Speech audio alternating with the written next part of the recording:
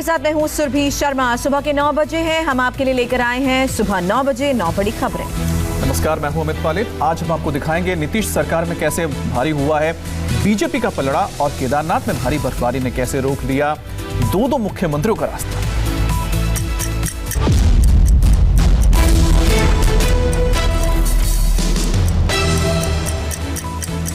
Nitish Kumar record 7वीं बार इस पद पर पहुंचने वाले बिहार के पहले मुख्यमंत्री बन गए हैं। नीतीश कुमार की 7वीं पारी पहले से काफी अलग होने वाली है। इस बार नीतीश कुमार के सामने चुनौतियां भी हैं, अलग होने वाली हैं। ऊपर से तो नीतीश कुमार की सरकार में सब कुछ ठीक ठाक दिख रहा है, लेकिन क्या वाकई में सब कुछ ठीक है? क्योंकि इस बार उनकी सरकार काफी बदली है। पहली बार इस अलायंस की सरकार में बीजेपी बड़ी पार्टी है। पहली बार इस गठबंधन वाली सरकार में सुशील मोदी नहीं है। पहली बार इस गठबंधन वाली सरकार में दो डिप्टी सीएम हैं।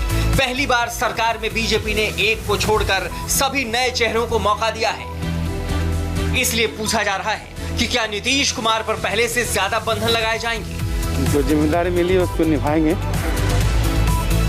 दो डिप्टी सीएम हैं इस बार बीजेपी के। ये तो अच्छी बात ही है, काम ज़्यादा बेहतर ढंग से करेंगे। मतलब तालमेल नीतीश कुमार से बढ़िया चल सकेगा? निश्चित रूप से चलेगा, इसलिए हम लोग साथ काम कर रहे हैं। सुशील मोदी का भी मार्गदर्शन लेते रहेंगे? आप तो बड़े करीबी माने जाते हैं उनके। हमारे वो नेता हैं सुशील मोदी जी सहित और जो अन्य हमारे मार्गदर्शक हैं। नीतीश कुमार को इस बार बेहद ही विपरीत परिस्थितियों में सत्ता मिली है, इसलिए उनकी 7वीं पारी काफी चैलेंजिंग होने वाली है। वैक्सीन बनने तक कोरोना पर लगाम लगाए रखना, बिहार में युवाओं के रोजगार के लिए नए मौके बनाना, बिहार से बड़ी संख्या में युवाओं का पलायन रोकना, स्वास्थ्य सेवाएं और कानून व्यवस्था को बेहतर बनाना। जनता का फैसला है, उसी के अनुरूप फिर से एनडीए की सरकार बनी है। हम लोग मिलकर काम करेंगे, जनता की सेवा करते रहे, जनता की सेवा करते रहेंगे। बीजेपी के मुकाबले कम सीटें आने के बाद भी नीतीश कुमार सीएम की कुर्सी पर हैं। ऐसे में उन्हें अपनी स्थिति को मजबूत बनाए रखने के लिए काफी मेहनत करनी पड़ेगी। नीतीश को बीजेपी की नई टीम के साथ बेहतर समन्वय बनाना होगा। नीतीश के सामने जेडीयू के संगठन को फैलाने की बड़ी चुनौती होगी। जेडीयू में second and third line leaders को उभारना होगा। जेडीयू में नीतीश के अलावा दूसरे और बड़े चेहरे ढूंढने होंगे। 7वीं बार सीएम की शपथ लेते ही नीतीश कुमार की सरकार एक्शन में है। आज नीतीश सरकार की पहली कैबिनेट बैठक सुबह 11:30 बजे बुलाई गई है। नीतीश कुमार के साथ साथ बीजेपी के तारकिशोर प्रसाद और रेणु देवी ने भी शपथ ली। कुल 14 मंत्रियों ने शपथ ली। सरकार में बड़े भाई होने के नाते 7 मंत्री बीजेपी के हैं, जबकि 5 मंत्री जेडीयू कोटे से बने। एक पद हम और वीआईपी को मिला है। शपथ के बाद आज कैबिनेट की होने वाली पहली बैठक काफी अहम है। बिहार विधानसभा का पहला सत्र 23 नवंबर को होगा, जिसमें सबसे पहले प्रोटेम स्पीकर का चुनाव होगा, जो नए विधायकों को शपथ दिलाएंगे। जिसके बाद विधानसभा स्पीकर का चुनाव होगा। इस बार स्पीकर के चुनाव का फैसला काफी अहम है। एनडीए के पास 125 विधायक हैं, जो सरकार बनाने के आंकड़े से महज 3 ही ज्यादा हैं। सरकार पर ज्यादा कंट्रोल रहे, इसलिए बीजेपी अपने खास नेता को स्पीकर बनाना चाहती है। बिहार में इस बार सियासी समीकरण बदल गए हैं। बीजेपी इस बार बड़े भाई की भूमिका में है, जबकि जेडीयू छोटे भाई की। और इस बार बीजेपी का पलड़ा भारी है। बिहार में पहली बार 2 डिप्टी सीएम बने हैं और दोनों बीजेपी के। इस बार बिहार में नीतीश कुमार के साथ साथ 2 उप मुख्यमंत्री हैं। बीजेपी ने तारकिशोर प्रसाद और रेणु देवी को उप मुख्यमंत्री बनाया है। पिछली तीनों एनडीए सरकार में सुशील मोदी उप मुख्यमंत्री रहे थे, लेकिन इस बार वो कैबिनेट से बाहर हैं। नीतीश कुमार के साथ सुशील मोदी का अच्छा तालमेल था। सुशील मोदी दोनों पार्टियों और सरकार के बीच ब्रिज का काम करते थे। वो नीतीश के यस मैन थे, लेकिन इस बार दोनों डिप्टी चीफ मिनिस्टर नए हैं। नीतीश को उनके साथ तालमेल बिठाना होगा। वो तो एक बीजेपी के का निर्णय है। यह प्रश्न तो आपको कितना मिस करेंगे मोदी जी? हम लोगों का अलायंस है, हम लोग मिलकर काम करते हैं, मिलकर काम करेंगे। बीजेपी कोटे से पिछली सरकार में हेल्थ मिनिस्टर रहे मंगल पांडे, आरा से विधायक अमरेंद्र प्रताप सिंह, मधुबनी के राजनगर से विधायक रामप्रीत पासवान, दरभंगा के जाले से विधायक जीवेश मिश्रा, मुजफ्फरपुर के औराई से विधायक राम सूरत राय ने मंत्री पद की शपथ ली। जेडीयू कोटे से सराय रंजन के विधायक विजय चौधरी, सुपौल से विधायक विजेंद्र यादव, एमएलसी अशोक चौधरी, तारापुर से विधायक मेवालाल चौधरी और फुलपरास से विधायक शीला मंडल शामिल हैं। वहीं जीतनराम मांझी की पार्टी हम से संतोष कुमार सुमन को और विकासशील इंसान पार्टी के चीफ मुकेश सहनी को मंत्री पद की शपथ दिलाई गई है।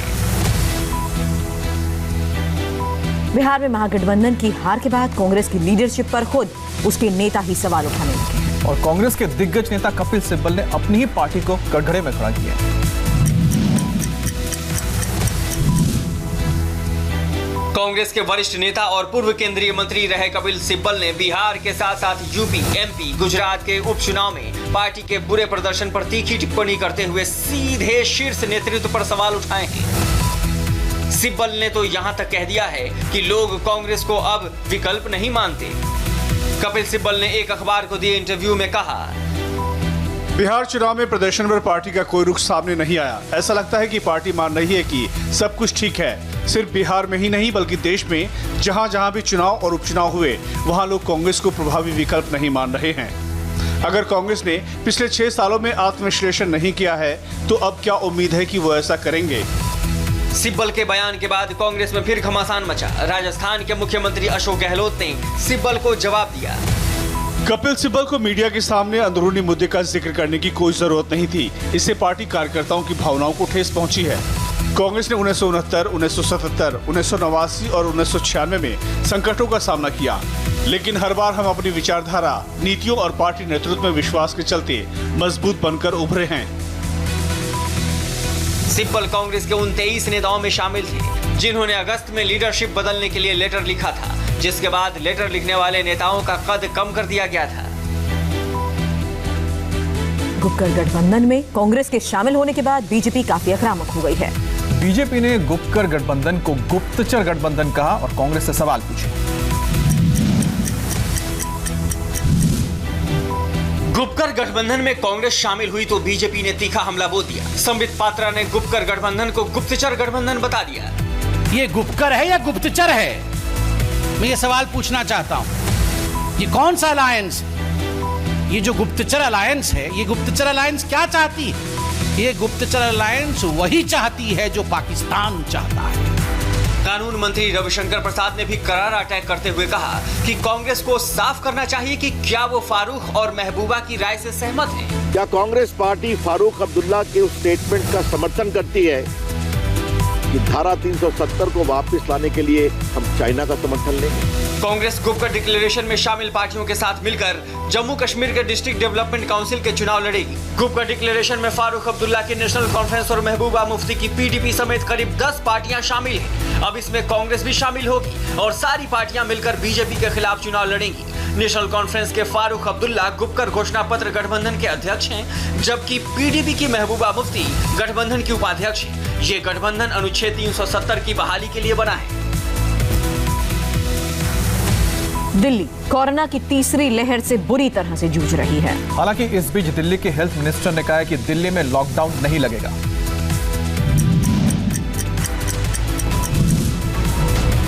दिल्ली में कोरोना वायरस लोगों पर मौत बनकर टूट रहा है। पिछले कुछ दिनों से हर घंटे 4 लोगों की कोरोना जान ले रहा है। जब पूरे देश में अस्पतालों से कोरोना मरीजों की छुट्टी हो रही है, तब दिल्ली में यह वायरस मौत बनकर टूट रहा है। जानकारी से कोरोना का सबसे खतरनाक यानी 3rd वेव तक कह रहे हैं। आंकड़े देखेंगे तो आप खुद समझ जाएंगे कि दिल्ली में कैसे यह वायरस मौत के रिकॉर्ड तोड़ रहा है। 12 नवंबर को दिल्ली में सबसे ज्यादा 104 मौतें हुई। 13 नवंबर को भी 91 मरीजों ने दम तोड़ दिया तो सार्वजनिक जगहों पर छठ पूजा पर बैन लगा दिया गया।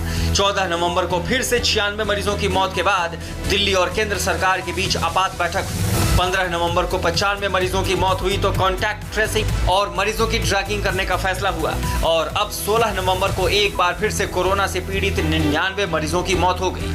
मौत के आंकड़ों ने दिल्ली को उन शहरों की सूची में सबसे आगे खड़ा कर दिया है जहां कोरोना के कारण हालात इस वक्त सबसे ज्यादा खराब है। लेकिन दिल्ली के हेल्थ मिनिस्टर कह रहे हैं कि हालात इतने भी खराब नहीं हैं।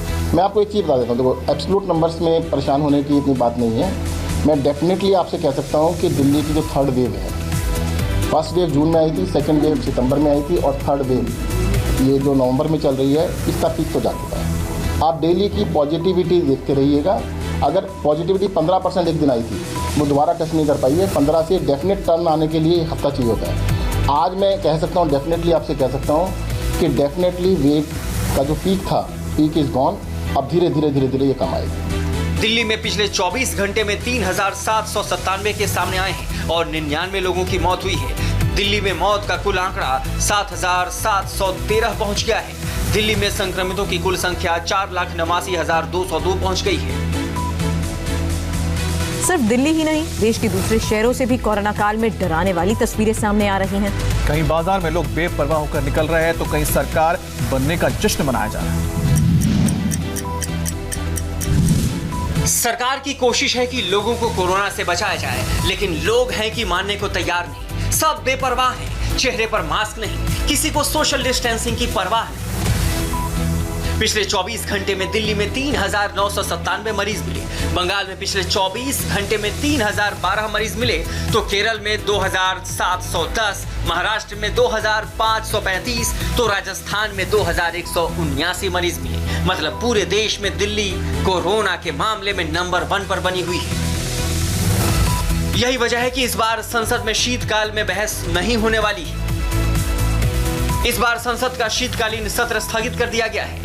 शीतकालीन सत्र को बजट सत्र के साथ मर्ज कर दिया जाएगा। कोरोना से डराने वाली खबरों के बीच लोगों के लिए वैक्सीन को लेकर सुकून देने वाली एक खबर आई है। हमारी स्वदेशी कंपनियां भी कोरोना वायरस का टीका बनाने के बेहद करीब हैं। भारत बायोटेक कोरोना वायरस के टीके पर तीसरा और निर्णायक टेस्ट शुरू करने जा रही है। इस टेस्ट में करीब 40,000 से ज्यादा लोगों को टीकाकरण किया जाएगा। रूस की वैक्सीन स्पुतनिक का ट्रायल भी जल्द भारत में शुरू होगा। पॉजिटिव रिजल्ट मिलने के बाद ये वैक्सीन बहुत जल्द हम सबके लिए उपलब्ध होगा। उत्तराखंड, हिमाचल और कश्मीर के ऊंचाई वाले इलाकों में सीजन की पहली जोरदार बर्फबारी हुई है। कुछ पहाड़ी इलाकों में रविवार से ही बर्फ गिरनी शुरू हो गई थी, जो सोमवार तक जारी रही। केदारनाथ से लेकर बद्रीनाथ, नत्था टॉप से लेकर डलहौजी तक के पहाड़ बर्फ की सफेद चादर से ढक गए हैं। नवंबर के पहले पखवाड़े में ही पहाड़ों ने बर्फ की सफेद चादर ओढ़ ली है, जिससे पारे में गिरावट दर्ज की गई है। ठंड का असर पहाड़ों के साथ साथ मैदानी इलाकों में भी होने लगा है। जब केदारनाथ में बर्फबारी हो रही थी, तब यूपी के सीएम योगी आदित्यनाथ और उत्तराखंड के सीएम त्रिवेंद्र सिंह रावत भी वहां पहुंचे। कल केदारनाथ धाम के कपाट बंद होने थे, इसलिए दोनों मुख्यमंत्रियों ने बाबा केदारनाथ के दर्शन करने का फैसला किया। लेकिन जबरदस्त बर्फबारी की वजह से योगी आदित्यनाथ और त्रिवेंद्र सिंह रावत करीब 8 घंटे तक यहाँ फंसे रहे। बाद में दोनों को गौचर के ITBP गेस्ट हाउस में जाना पड़ा। रामबन में भारी बर्फबारी की वजह से जम्मू श्रीनगर नेशनल हाईवे को बंद कर दिया गया है। कश्मीर के कुपवाड़ा, बांदीपुरा, बारामूला, गांदरबल जिले के लिए एवलांच का अलर्ट जारी किया गया है। वहीं हिमाचल की डलहौजी और चंबा में बर्फ गिरने के साथ पर्यटकों की तादाद बढ़ गई है। हम यहाँ पे स्नो देखने आए हैं। यहाँ सीजन का फर्स्ट स्नोफॉल हुआ है। हमने यहाँ बहुत एंजॉय किया। यहाँ पे तो हम ठंड के कारण आए थे, लेकिन यहाँ पे हमें स्नोफॉल मिल गई और हम इतना एंजॉय कर रहे हैं यहाँ पे, और सबको डलहौजी यहाँ पे आना चाहिए। पहाड़ी राज्यों में कोरोना की वजह से होटल बिजनेस चौपट हो गया था, लेकिन अब उम्मीद है कि बर्फबारी के बाद टूरिज्म में तेजी आएगी। इटली में एक ज्वालामुखी के फटने की तस्वीर सामने आई और ज्वालामुखी विस्फोट का ये वीडियो है, सर्विलेंस कैमरे में रिकॉर्ड हुआ। तेज धमाके के साथ ज्वालामुखी फूट पड़ा और धधकता लावा नीचे की तरफ बहने लगा। ज्वालामुखी के फटते ही धूल धुएं का गुबार आसपास फैल गया। सोमवार को इटली के सिसिली में स्ट्रॉम्बोली ज्वालामुखी सुलग उठा। ज्वालामुखी की मॉनिटरिंग के लिए आसपास सर्विलांस कैमरे लगे हुए थे। जब ज्वालामुखी फटा तो कैमरों में कैद हो गया। अच्छी बात यह रही कि अभी तक ज्वालामुखी विस्फोट से जान माल के नुकसान की कोई खबर नहीं है। और बड़ी खबर इस वक्त की दिल्ली से है। सरायकाले खां से 2 संदिग्ध आतंकी गिरफ्तार हुए हैं। आतंकी जम्मू कश्मीर के कुपवाड़ा और बारामूला के रहने वाले हैं। आतंकियों के नाम अब्दुल लतीफ मीर और मोहम्मद अशरफ खताना है। दोनों के पास से 2 सेमी ऑटोमेटिक पिस्टल और 10 गोलियां भी बरामद हुई हैं। कुमार सोनू, इंडिया टीवी संवाददाता, इस वक्त हमारे साथ जुड़ चुके हैं। कुमार, इनकी गिरफ्तारी को लेकर क्या खबर, इनकी मूवमेंट क्या थी? देखिए, ये मिलेनियम पार्क है सरायकाले खां बस अड्डे के पास। वहां से इन्हें जो है गिरफ्तार किया गया है।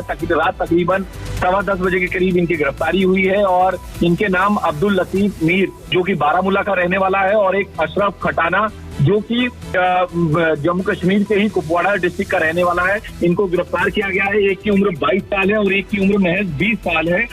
इनके क्या मंसूबे थे, किस तरह की वारदात को अंजाम देना चाहते थे, इस बारे में जो है दिल्ली पुलिस की स्पेशल सेल पूछताछ कर रही है। लेकिन फेस्टिवल सीजन में इतनी बड़ी गिरफ्तारी जो है दिल्ली पुलिस के लिए कामयाबी है और एक बड़ी घटना को अंजाम देने से जो है दिल्ली पुलिस की स्पेशल सेल ने रोक लिया, दिल्ली को दहलने से रोक लिया। लेकिन फिलहाल अब इनसे पूछताछ की जा रही है कि आखिर इनका मकसद क्या था, ये कब दिल्ली आए, कैसे आए, इनका रूट क्या था और क्या इनके साथी और भी हैं या सिर्फ। बिल्कुल, और यही प्राथमिकता होती है कि ऐसे में इनके पूरे नेक्सस और इनके पूरे नेटवर्क के बारे में जाना जाए। कुमार, बिल्कुल, अभी फिलहाल स्पेशल सेल के दफ्तर में इनसे पूछताछ हो रही है और इनका मकसद के बारे में जानने की कोशिश की जा रही है। साथ ही साथ ये लोग कहां से आए, इनका रूट क्या था, ये कहां ठहरे हुए थे, क्या पहले ही दिल्ली में आ गए थे और अगर पहले दिल्ली में आ गए थे तो क्या ये किसी होटल में थे या फिर रेंट के मकान में रह रहे थे या फिर किसी के घर में रह छुपे हुए थे।